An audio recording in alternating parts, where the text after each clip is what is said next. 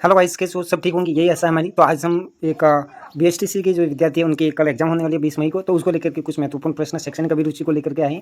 साथियों, ये प्रश्न इसलिए लाए गए हैं कि कई साथियों के यहाँ से प्रश्न गलत होने की जो प्रबल संभावना रहती है, तो उसको लेकर के मैं कुछ ऐसी ट्रिक बताऊंगा जिससे आपको जो है शैक्षणिक अभिरुचि के प्रश्न लगभग ना के बराबर आपके गलत होने वाले हैं। तो जरूर इस क्लास से जुड़िए साथियों। हम ज़्यादा बात नहीं करेंगे क्योंकि समय सीमित है, आपको भी पता है, मुझे भी पता है। और वैसे मैं कुछ ट्रिक आपको जरूर बताऊंगा कि आप कोई भी एग्जाम यदि इस क्लास को देख करके कुछ ट्रिक्स देख करके जाता हो तो शिक्षण अभिरुचि के प्रश्न आराम से बिना पढ़े होंगे, क्योंकि ये प्रश्न आपकी ठीक है एबिलिटी को लेकर के पूछा जाता है। तो इसमें आपको कोई ज़्यादा ठीक है पढ़ने की जरूरत नहीं होती है।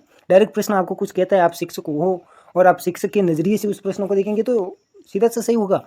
जी हाँ, मैं ऐसे कुछ प्रश्न आपको बताऊंगा, आपको किस प्रकार सोचना है। तो साथियों, हम शुरू करेंगे। ज़्यादा समय नहीं है, वैसे ज़्यादा समय होता तो हम वैसे तो देखा जाए तो मुझे ठीक है पता नहीं चला, लेकिन मुझे आज ही पता चला। तो आप इस क्लास को देखिए, आपके लिए काफ़ी रामबाण जो है साबित होने वाली है, तो जरूर देखिएगा। देखिए साथियों, हम बिना समय गवाए शुरू करते हैं। तो आपको अच्छी लगे क्लास तो जरूर लाइक जरूर करना है, ठीक है, क्लास को लाइक जरूर करना है। पहला क्वेश्चन साथियों आपके सामने है, ठीक है, ज़्यादा हम समय नहीं लेंगे आपका कीमती समय, लेकिन इस क्लास को देख करके यदि कोई विद्यार्थी गया तो 50 में से 50 कर सकता है।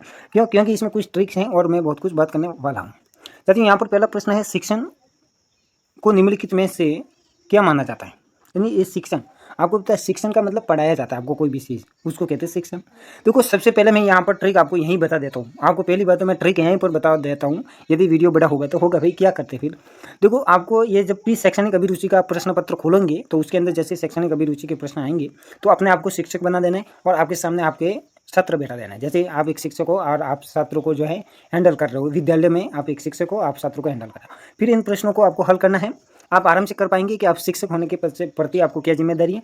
और इस प्रश्न में कई ठीक है छात्रों को दंड देने वाली बात आएगी तो आप कभी भी दंड नहीं दे सकते हो। और कठिन कार्य की बात आएंगी तो वो कठिन कार्य भी इसको नहीं देना है छात्रों को। ठीक है, ऐसे कुछ पॉइंट जो इफेक्ट डालते हो समाज पर, विद्यालय पर और ठीक है गवर्नमेंट पर, ऐसे कोई निर्णय आप नहीं ले सकते। यानी ठोस निर्णय आप नहीं लेना है। यदि छात्र लेट आता तो ऐसा नहीं कहना कि आप मैं उसको दंड दूंगा, नहीं, ऐसा साथियों नहीं होता है। आप शिक्षक हो तो उसको समझाना पड़ेगा, उसके कारण को जांचना पड़ेगा। तो ये ट्रिक मैंने इसलिए बताई आपको साथियों, यही सब प्रश्न में यही ट्रिक चलने वाली है।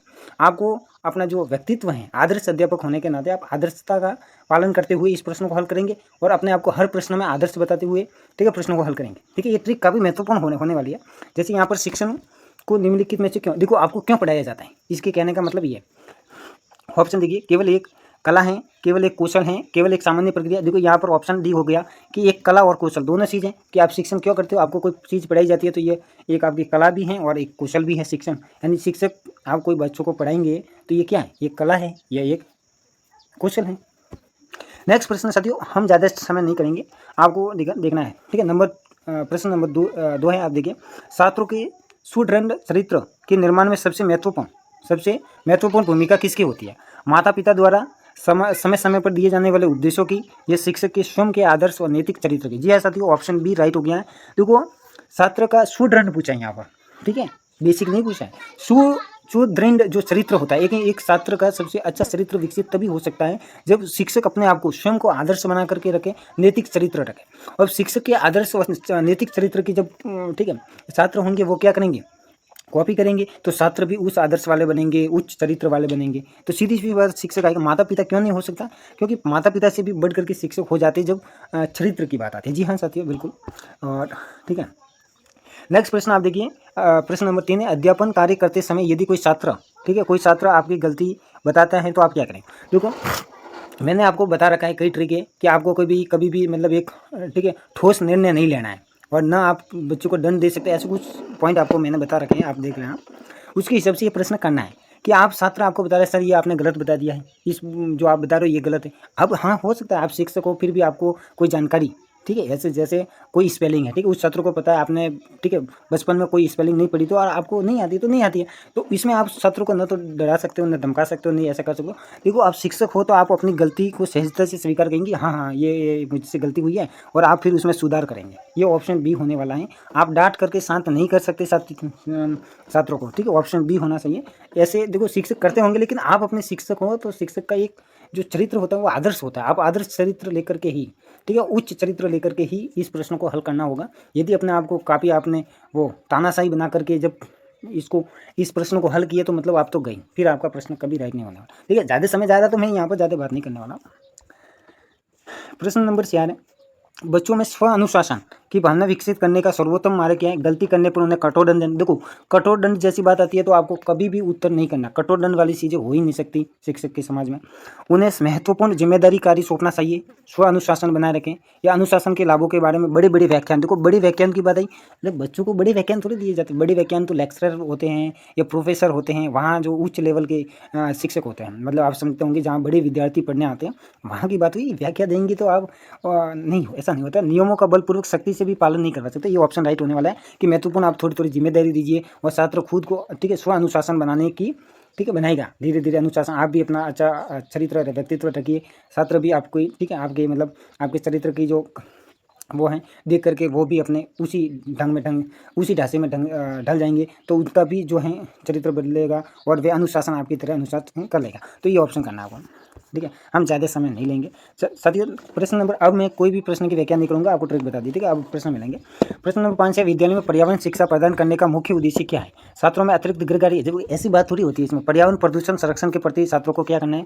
जगाना है, छात्र प्रदूषण के बारे में जान सकें और पर्यावरण के बारे में जान सकें। साथियों नेक्स्ट प्रश्न है, प्रश्न नंबर 7 लीजिएगा।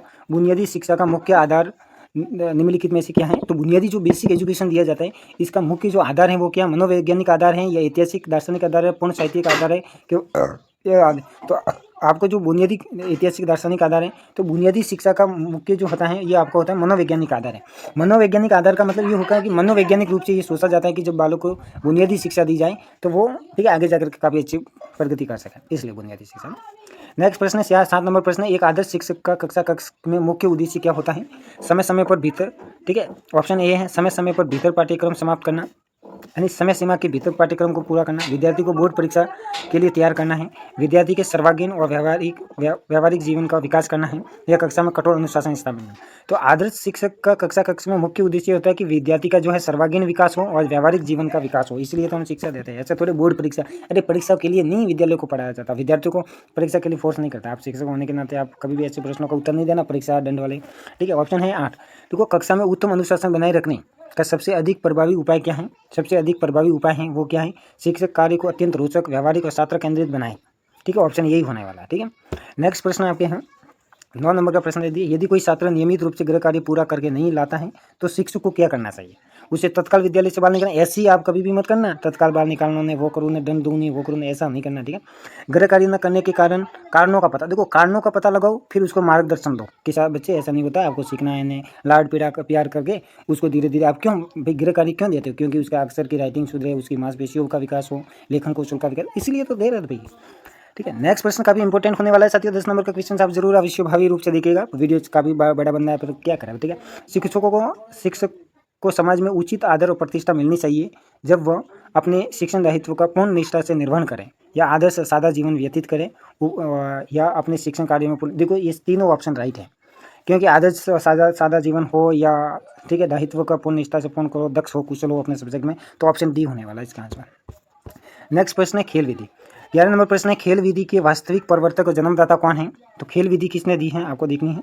खेल विधि फ्रोबेल की है, जॉन डीवी की है, या अरस्तु की है, सुकरात की है? आपको पता है कि फ्रोबेल ने दी थी खेल विधि। एक 12 नंबर प्रश्न है, एक सच्चे और अच्छे शिक्षक की सबसे प्रमुख पहचान निम्नलिखित में से क्या? वे अपने विषय में असीमित विद्वान हो। ऐसा भी नहीं है कि वो अपने विषय का बहुत बड़ा ज्ञाता, नहीं, ऐसे इससे कुछ नहीं होता। शिक्षक के पास में बहुत बड़ा व्यक्तित्व होना चाहिए, मतलब वह अपने विद्यार्थियों में से सच्ची लगन, प्रेम, सहानुभूति रखता हो। ये बात काफ़ी महत्वपूर्ण है, ठीक है। ये भी ऑप्शन होने वाला है इसके लिए, ठीक है। कभी भी आप प्रभावपूर्ण उत्तर मत देना इन प्रश्नों में कि शिक्षक बहुत खतरनाक होना चाहिए, ना बहुत तगड़ा होना चाहिए, ना बहुत ज्ञाता होना चाहिए, ऐसे उत्तर नहीं होते इसमें। क्यों? क्योंकि शिक्षक के पास में ज्ञान भी होना चाहिए, आदर्श चरित्र भी होना चाहिए, बहुत कुछ होना चाहिए, ठीक है। 13 नंबर प्रश्न है, किंडरगार्टन शिक्षण प्रणाली के विकास किस शिक्षाविद ने की थी? देखो किंडरगार्टन क्या है आपको पता है कि किंडरगार्टन वही है, बच्चों का गार्डन, खेलने का गार्डन, ठीक है। तो ये किसने? मारिया मोंटेसरी ने दी थी किंडरगार्टन, जो अपना आंगनवाड़ी क्षेत्र में जो होता है वो किंडरगार्टन कहलाता है। देखो 7 नंबर प्रश्न है, सतत व व्यापक मूल्यांकन का वास्तविक और मुख्य उद्देश्य क्या? सतत व्यापक मूल्यांकन का वास्तविक और मुख्य उद्देश्य छात्रों का क्या है? तो मुख्य उद्देश्य होता है छात्रों के विभिन्न श्रेणी में वर्गीकरण करना, या छात्र, देखो ये ऑप्शन बी हो गया, छात्रों के सर्वांगीण विकास का समय समय पर निरंतर आंकलन करने के लिए हम सतत व्यापक मूल्यांकन करते हैं। कंटिन्यूस कॉम्प्रिहेंसिव एजुकेशन जो है इन वो क्या कहते हैं उसको, ठीक है, इवोल्यूशन करना है ना, ठीक है। 15 नंबर प्रश्न है, निम्नलिखित में से, ठीक है, निम्नलिखित में से शिक्षण की सबसे कमजोर विधि क्या है? यानी शिक्षण की सबसे कमजोर विधि क्या? प्रोजेक्ट विधि, प्रदर्शन विधि, व्याख्यान। देखो सबसे कमजोर विधि होती है व्याख्यान विधि साथियों। जी हाँ, व्याख्यान में क्या होता है, बड़े छात्र होते हैं ना, जब 12वीं और उससे आगे कॉलेज के छात्र हो गए, 10वीं 9वीं, ऐसे कुछ छात्र बड़े छात्र होते हैं। इसमें बड़े बड़े अध्यापक जो है ना, अपने विषय के ज्ञाता होते हैं छात्रों साथियों। तो वो क्या कहते हैं, कोई विषय एक सब्जेक्ट का कोई एक विषय पकड़ते हैं, फिर उसके बारे में विस्तृत जानकारी बोल करके छात्रों को देते हैं। तो ये छोटे बच्चों के लिए उपयोगी नहीं होती है व्याख्यान विधि, क्योंकि व्याख्यान में क्या होता है, बड़ी विद्यार्थी ही समझ पाते हैं। तो ये, और इसके अलावा भी ये विधि ज़्यादा महत्वपूर्ण नहीं है साथियों। हाँ तो गाइस ये महत्वपूर्ण नहीं होती हैं, तो इसमें आपको ये करनी है, क्योंकि प्रोजेक्ट विधि में छात्र सीखते हैं, प्रदर्शन विधि में भी सीखते हैं, खेल विधि में भी छात्र सीख लेते हैं, छोटे बच्चे ना। देखो 16 नंबर क्वेश्चन है, एक प्रभावी और अच्छे नेतृत्व का मूल आधार क्या होना चाहिए? नेता का अपना व्यक्तित्व, स्वार्थ, लाभ होना चाहिए। ऑप्शन बी है पूरे समूह का कल्याण, विकास, सामान्य हित होना चाहिए। ऑप्शन सी अपनी सत्ता, ये तो बिल्कुल गलत हो जाएगा। ऑप्शन डी केवल अनुयायियों को नहीं। ऑप्शन बी हो गया कि पूरे समूह की कल्याण करो, विकास करो। जैसे आप नेता ही हो विद्यालय में, नेता का मतलब नेतृत्व करे छात्रों का, तो छात्रों का नेतृत्व कर रहे, तो इसमें क्या हो गया, यही हो गया भाई साथियों। ठीक है, नेक्स्ट प्रश्न जल्दी देखिएगा। ठीक है, सृजनात्मकता का संबंध मुख्य रूप से किस प्रकार के चिंतन से माना जाता है? नहीं, मुख्य रूप से ये किस प्रकार का चिंतन होता है? अभिसारी चिंतन होता है कि अपसारी चिंतन होता है? आपको पता है साथियों, मैं यहाँ पर ये बनाता हूँ, जैसे ये कोई पॉइंट है। अपसारी चिंतन का मतलब होता है बाहर, दूर दूर सोचना, इसको कहते हैं अपसारी, बाहर फेंकना। अपसारी बल साइंस में आपने पढ़ा होगा। ठीक है, अपसारी बल लगता है, अभिसारी बल लगता है। जैसे वो क्या होता है ना, दही, हाँ दही से दूध, दही से क्या घी निकलता है, तो उसको बिलोने से बिलोलते हैं, तो क्या वो फोर्स कौन सा लगता है? वो फोर्स लगता है आपको साथियों, ये अपसारी फोर्स लगता है, यानी दही को दूर फेंका जाता है। तो यहाँ पर भी अपसारी बल, ये अपसारी होता है। सृजनात्मक क्या होता है? अपसारिक चिंतन होता है, आप दूर दूर का सोचते हो और बहुत बड़ी बड़ी कल्पना करते हो। अभिसारी का मतलब होता है केंद्र में सोचना, सीमित सोचना। ठीक है, ओके, ठीक है, काफ़ी महत्वपूर्ण, मजा आ रहा होगा साथियों आपको भी। ठीक है, मुझे भी वैसे तो आ रहा है।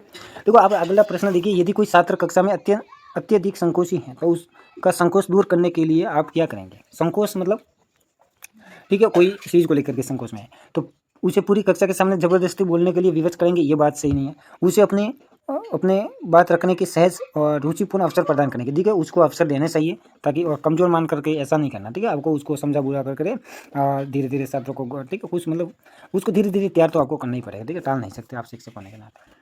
नेक्स्ट प्रश्न काफी महत्वपूर्ण है। प्राथमिक स्तर पर बालकों के शिक्षण की सबसे श्रेष्ठ विधि जो होती है प्राइमरी स्तर पर, कक्षा 1 से 5 तक, आपको पता है खेल विधि सबसे अच्छी मानी जाती है छोटे बच्चों के लिए। हम ज़्यादा टाइम नहीं लेंगे। आपके पास में प्रश्न है, एक प्राथमिक शिक्षक के लिए सबसे महत्वपूर्ण और आवश्यक गुण क्या होना चाहिए? अत्यधिक आकर्षक, सुंदर। अरे शिक्षक को कहाँ सुंदर होना है? धैर्य, सहनशीलता, बच्चे के प्रति प्रेम। जी हाँ साथियों, धैर्य होना चाहिए, सहनशीलता होनी चाहिए, बच्चों के प्रति प्रेम होना चाहिए आपके अंदर। ठीक है, बाकी ऑप्शन आप देखते जाइए साथियों, मेरे पास में भी इतना समय नहीं है, आपके पास में भी नहीं है, तो डायरेक्ट मैं आंसर बता रहा हूँ, आप जरूर इन ऑप्शन को एनालिसिस कीजिएगा साथियों। देखो कक्षा में छात्र निम्नलिखित में से, ठीक है, आगे आगामी प्रश्न जो है, कक्षा में छात्र निम्नलिखित में से किस शिक्षक का सर्वाधिक सम्मान आदर करते हैं? तो कक्षा में छात्र निम्नलिखित में से किस शिक्षक का सर्वाधिक सम्मान आदर करते हैं? तो साथियों, वह शिक्षक का अत्यंत कठोर, डरावना, मौन रहता है, जो अपने व्यक्तिगत समस्या को सहानुभूतिपूर्वक सुनता और सुलझाता हो, उस, ठीक है, ये ऑप्शन राइट हो जाएगा। नेक्स्ट प्रश्न साथियों है 22 नंबर क्वेश्चन से, छात्रों को नियमित रूप से गृह कार्य देने का मुख्य शैक्षणिक उद्देश्य क्या है? मार पड़वाना। आप तो ऐसी सोच सकते हैं छात्रों को मार पड़वाना, अरे मार पड़ने की नहीं है, यहाँ पर अलग चीज़ होती है। उसके अंदर स्वाध्याय, देखो आप लिखते हैं, बार बार लिखते हो, अभी आपने 12 पास करी होगी तो आपको क्यों लिखवाते थे? आप आज समझ में आएगा आपको ये बात। आप लिखते हैं तो आपके अंदर लिखने और पढ़ने की जो है स्वाध्याय यानी सेल्फ स्टडी की जो आदत है वो आपके अंदर विकसित होती है, आपके लेखन कौशल का भी विकास होता है साथ साथ में, है ना। और 22 से 23 नंबर क्वेश्चन, आधुनिक शिक्षण अधिगम प्रक्रिया में एक शिक्षक के लिए सर्वोत्तम भूमिका क्या है? एक कठोर मार्गदर्शक नहीं, एक सुगम करता है और मित्रवत मार्गदर्शक। देखो आजकल की जो शिक्षा पद्धति है इसमें बहुत कुछ परिवर्तन हो गया है। इसमें आपको न तो रटना होता है, अब जो शिक्षण मनोवैज्ञानिक शिक्षण विधि आई है इसमें आपको रटना नहीं होता है। इसमें एक शिक्षक होता है, आपका मार्गदर्शक होता है। आप पढ़ रहे हो, आपके अंदर कोई समस्या है तो ठीक है, और मित्र के रूप में शिक्षक को जो है, आप शिक्षक हो तो छात्रों के साथ में मित्र बनाए रखो, ताकि वो अपने मित्र से कुछ पूछ सके अपने डाउट के बारे में। ऐसा वो अभी जमाना वो अलग हो गया, ठीक है, मनोवैज्ञानिक सोच लोगों के अंदर जन्मी है, तो बिल्कुल राइट भी है ये बात। देखो एक प्रभावी नेता के रूप में शिक्षक को समूह यानी छात्र के बीच में किस प्रकार कार्य करना चाहिए? केवल कड़े आदर्श नियम जारी करना, समूह के सदस्य के साथ स्वयं मिलकर सहयोग करना, अपने मन मर्जी से और स्वयं को पुनः, देखो ये ऑप्शन बी होगा, समूह के साथ में मिलना होता है। नेता कोई भी होता है ना, वो अपने से बात करता है। प्रश्न नंबर 25 राष्ट्रीय शिक्षा नीति का मुख्य और परम, देखिए केंद्र बिंदु क्या है? केंद्र केवल साक्षरता का राष्ट्रीय प्रतिशत तेजी से बढ़ाना है, बालकों का सर्वांगीण व्यावहारिक कौशल युक्त विकास करना। जी हाँ साथियों, नई शिक्षा नीति में हम बालक जो है उसका सर्वांगीण व्यावहारिक और कौशल, ठीक है, विकास करने के लिए हमने, ठीक है, एक अभी जो है नई शिक्षा नीति को डेवलप किया है। देखो प्रश्न नंबर 26 देखिए, यदि कोई छात्र अपनी कक्षा में अक्सर काफ़ी विलम्ब यानी देर से आते हैं तो आप क्या करेंगे? ठीक है, हाँ जी साथियों, देखो इसका आंसर क्या होना चाहिए, तो इसका आंसर होना चाहिए बी। ठीक है, विलंब से आने के वास्तविक कारणों को जानने का प्रयास करेंगे। और नेक्स्ट प्रश्न आपके सामने है, 27 नंबर प्रश्न है, शिक्षण कौशलों को सुदृढ़ रूप से विकसित करने का सबसे प्रभावी साधन क्या है? नियमित सूक्ष्म शिक्षण और सतत अभ्यास करना, केवल सैद्धांतिक और केवल व्याख्या और वरिष्ठ नहीं। ऑप्शन ए शायद राइट हो जाएगा। ठीक है, नियमित सूक्ष्म शिक्षण और सतत अभ्यास करना। ठीक है, इससे आप शिक्षण कौशल आपके अंदर विकसित होंगे। प्रश्न नंबर 28 है, सृजनशील बालकों के प्रमुख और विशिष्ट पहचान निम्नलिखित में से क्या है? हम कैसे पता करते हैं कि ये बालक सृजनशील है? वे कक्षा में सदैव अत्यंत शांत और निष्क्रिय रहते हैं, उसमें खोजी, जिज्ञासु, ठीक है, लीक से हटकर सोचने की प्रवृत्ति होती है। जी हाँ साथियों, जो सृजनशील बालक होते हैं ना, वो सृजनशील बालक हमेशा अलग सोचता है और वो कल्पना में रमता है। ये बात भी ध्यान रखना, कल्पना करता है, कल्पनाशील बालक होता है। कल्पना में बहुत सारी चीज़ें कर देते हैं। ठीक है, इस विश्व के अंदर जो भी काम हुए कल्पना में हुए, ये बात भी याद रखिएगा। देखो, एक शिक्षक का वास्तविक और उसके उत्तम, ठीक है, व्यावसायिक कार्य का क्या माना गया है? तो एक शिक्षक का वास्तविक और सबसे उत्तम व्यावसायिक कार्य क्या होता है? केवल परीक्षा के में छात्रों को अंगों, ठीक है, यानी उसको अंग बढ़ाना है, ये नहीं हो सकता। बालकों के अंतर्निहित विकास, सीखने के मार्ग को सुगम बनाना, बिल्कुल यही होगा।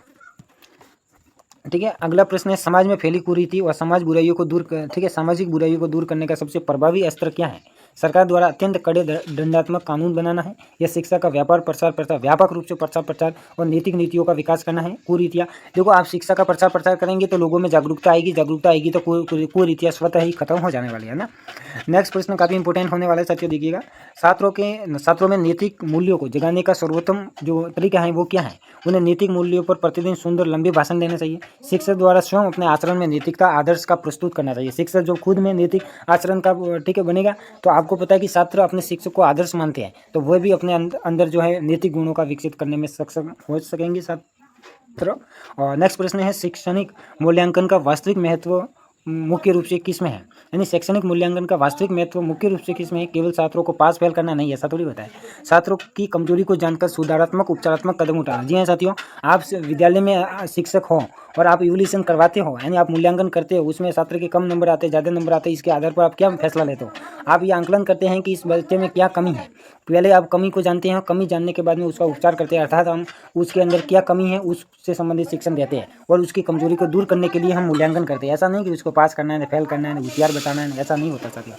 नेक्स्ट प्रश्न काफ़ी महत्वपूर्ण होने वाला है, कक्षा संप्रेषण की प्रभावशीलता का मुख्य आधार क्या है? तो कक्षा का संप्रेषण जो होता है, आप छात्रों को पढ़ाएंगे तो आपकी प्रभावशीलता कैसे होगी? शिक्षक को बहुत तेज, कड़वे, प्रभावशाली आवाज में बोलना, ऐसा नहीं होता है। शिक्षक और छात्र के बीच में द्विमार्गी अंतरक्रिया होनी चाहिए।